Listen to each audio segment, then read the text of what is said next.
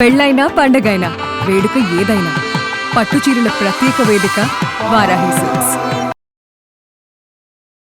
Suman TV ప్రేక్షకులకు నమస్కారం. July 21 నుంచి 31వ తారీఖు వరకు మీనరాశి వారికి ఎలా ఉండబోతుంది, రాశి వివరణ, పరిహారాల గురించి తెలియజేయడానికి ప్రస్తుతం మనతో పాటు ఉన్నారు ఆస్ట్రోయోగం నిర్వాహకులు, ప్రముఖ జ్యోతిష్యులు బ్రహ్మశ్రీ నందిబట్ల శ్రీహరి శర్మ గురువు గారు. వారితో మాట్లాడతాం.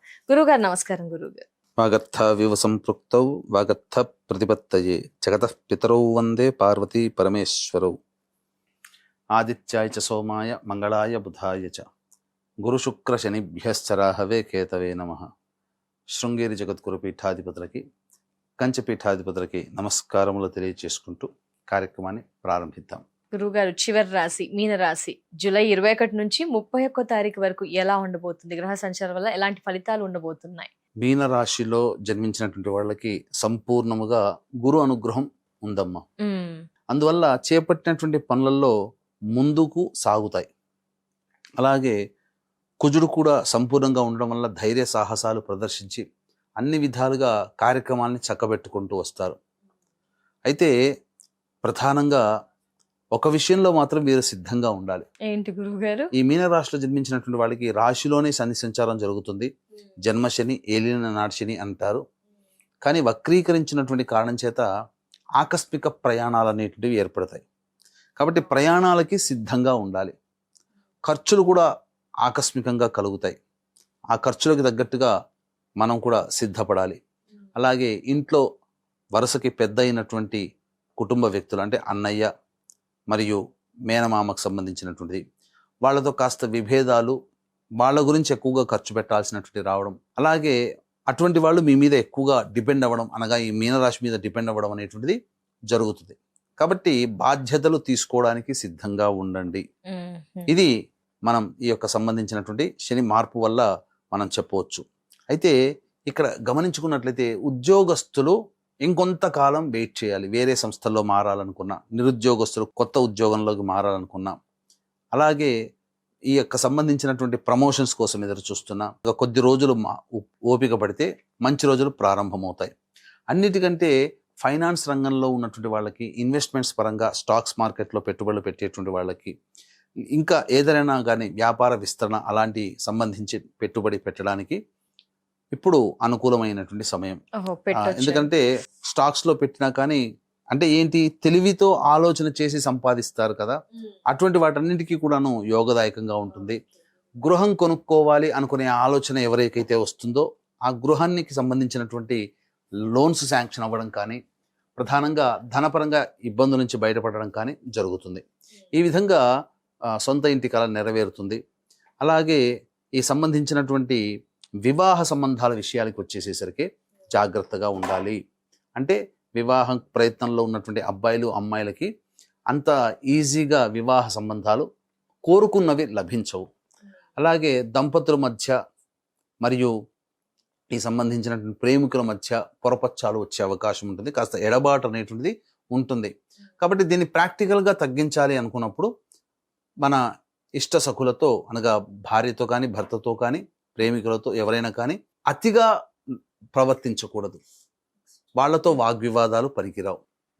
కాస్త సంతోషంగా ఉండడానికి ప్రయత్నం చేస్తే చాలా మటుకు సమస్యలు తగ్గుముఖం పడతాయి. ఎందుకంటే గ్రహాలు ఎప్పుడు ఒకే రకంగా ఉండవు కదా, మారుతూ ఉంటాయి కదా.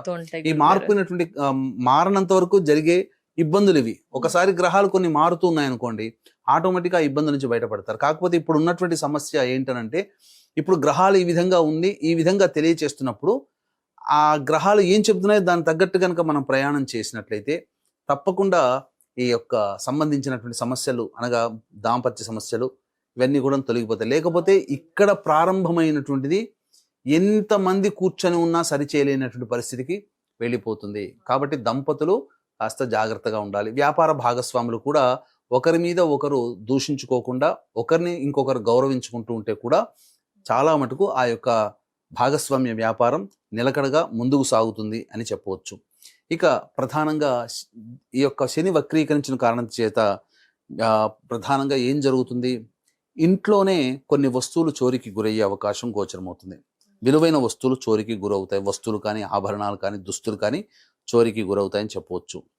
ఇక అన్ని విధాలుగా విద్యార్థులకి యోగదాయకంగా ఉంటుంది. కోరుకున్న కళాశాలలో ప్రవేశం లభించి విదేశీ యానానికి అనుకూలమైనటువంటి పరిస్థితులు ఏర్పడతాయి ఈ మీనరాశిలో జన్మించినటువంటి వారికి అని చెప్పొచ్చు. తర్వాత మిశ్రమమైనటువంటి ఫలితాలు ఈ యొక్క మీనరాశిలో జన్మించినటువంటి వారు పొందుతారు అని చెప్పవచ్చు. గురుగారు, మరి ఏంటి ఆదాయ వ్యయ మానసిక పరిస్థితులు ఎలా ఉండబోతున్నాయి 21 నుంచి 31వ తారీఖు వరకు?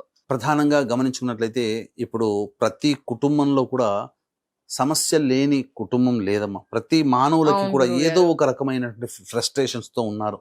మానసిక ప్రశాంతత లేక, ఇల్లు కట్టుకోవాలని కోరిక నెరవేరక, శత్రు ఫైనాన్షియల్ సమస్యలు, ప్రాబ్లమ్స్. కోర్టు సమస్యలు, అలాగే ప్రయోగ బాధలు, ఆర్థిక పరంగా ఫైనాన్షియల్ ప్రాబ్లమ్స్ అనేటువంటివి ఉండడము, అలాగే విద్య, వివాహ, ఉద్యోగ, దాంపత్య, అనారోగ్య సమస్యలు ఎక్కువగా ఉండడము. దీనికి తోబాటుగా శని వక్రీకరిస్తున్నాడు 27వ తారీఖు నుంచి. కాబట్టి 12 రాశుల వారికి కూడా ఏదో ఒక రకమైన ఎఫెక్ట్ మాత్రం శని ప్రభావం వల్ల కలుగుతుంది. కాబట్టి వీటన్నిటికీ నివారించడం కోసమే తొలి ఏకాదశి సందర్భంగా జూలై 25వ తేదీన రాత్రి 9 గంటలకి మన పీఠం ఆధ్వర్యంలో ఈ సంబంధించినటువంటి వారాహి, ప్రత్యంగిర, బగళాముఖి, రాజశ్యామల, ధూమావతి, శనైశ్చర హోమాది కార్యక్రమాలనేటువంటి జరిపించి పూజ చేసిన వారాహి మాల ఇవ్వడం జరుగుతుంది. ఈ కార్యక్రమంలో గోత్రనామాదులు నమోదు చేసుకునేటువంటి భక్తులు జూలై 25వ తారీఖు రాత్రి 8 గంటల లోపల నమోదు చేసుకోవచ్చు.